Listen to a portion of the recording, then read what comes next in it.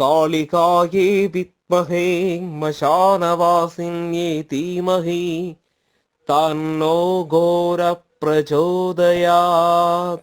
வணக்கம் ஆன்மீக நண்பர்களே. மலையாள மாந்திரிக முறையில் காளிகோவில் சார்பில் இன்றைக்கி நம்ம என்ன பார்க்க போகிறோம்னா, முதல்ல இல்லைன்னா தொடக்கமாக நீங்கள் ஒரு தேவதையை வச்சு பூஜை பண்ணணும், மந்திர கலைகள் படிக்கணும்னு நினைக்கிறவங்க இந்த 3 காரியங்கள் நீங்கள் செய்து வரணும். அந்த 3 காரியங்கள் அடிப்படையாக செய்யும்போது உங்களுக்கு நல்ல ஒரு மந்திர கர்மங்கள் இல்லைன்னா மாந்திரீக பூஜைகள் செய்யறதுக்கு நீங்கள் அர்ஹனாகிறீங்க. அது என்னலாங்கிறத நம்ம பார்க்க போகிறோம்.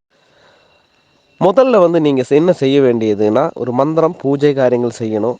ஒரு தேவதையோட பலம் வேணும்னா உங்களுக்கு முதல்ல செய்ய வேண்டியது இல்லைன்னா முதல்ல நீங்கள் உணர வேண்டியது என்னன்னா, ஒரு தேவதா சைதன்யத்தை உங்களுக்குள்ள உணரணும். அந்த தேவதையோட சைதன்யம் உங்களுக்குள்ள வரணும். நீங்களும் தேவதையும் தமிழில் ஒரு பந்தம் வரணும். அந்த ஒரு பந்தத்தை உருவாக்குறது தான் உபாசனான்னு சொல்கிறது.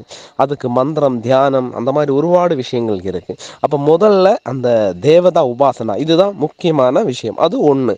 இனி ரெண்டாமத்த காரியம்.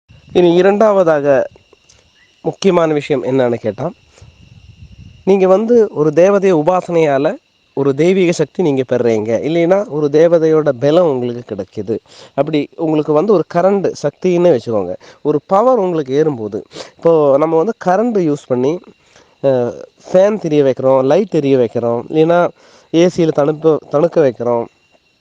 அந்த மாதிரி எல்லாமே அடிப்படையாக கரண்ட்டு தான். ஆனால் அது ஓரோ ரீதியில் யூஸ் பண்ணும்போது நமக்கு ஓரோ குணங்கள் கிடைக்குது. அது மாதிரி இந்த உபாசன பலத்தில் மந்திர கர்மத்தை எந்த ரீதியில் யூஸ் பண்ணணும், இல்லைன்னா எந்த கர்மங்கள், அதுதான் ஓரோ கர்மத்துக்கு ஓரோ விதிகள் சொல்லியிருக்காங்க. அதை நீங்கள் முறைப்படியாக படிக்கணும். அது ரெண்டாமத்த காரியம். இனி மூணாமத்த காரியம் என்ன ஆகுதுன்னா, உங்களுடைய மனசு பலம். அது யாருக்கு எப்போது கர்மம் செய்யணுங்கிறது அது தான் இன்றைக்கி மந்திரம் ஒரு மந்திரம் படிக்கும்போதோ உபாசனை செய்யும்போதோ அந்த தேவதையோட ஒரு பவர் நமக்கு காணுதுன்னா அப்பளே மந்திர கர்மத்துக்கு போவாங்க.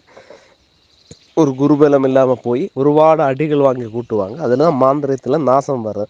அதுக்கு உண்மையான குருவோடு கூடி யாருக்கு எப்போது கர்மம் செய்யணுங்கிறத படிக்கணும். இதுதான் மூணாமத்த விதி. இந்த 3 காரியங்கள் நீங்கள் ஃபாலோ பண்ணி கரெக்டாக வந்தீங்கன்னா உங்களுக்கு கரெக்டான ஒரு தெய்வீக பூஜைகள் உங்களால் பண்ண முடியும். நீங்களே யோசிச்சு பாருங்கள், இந்த காரியங்கள் சரியா இல்லையான்னு.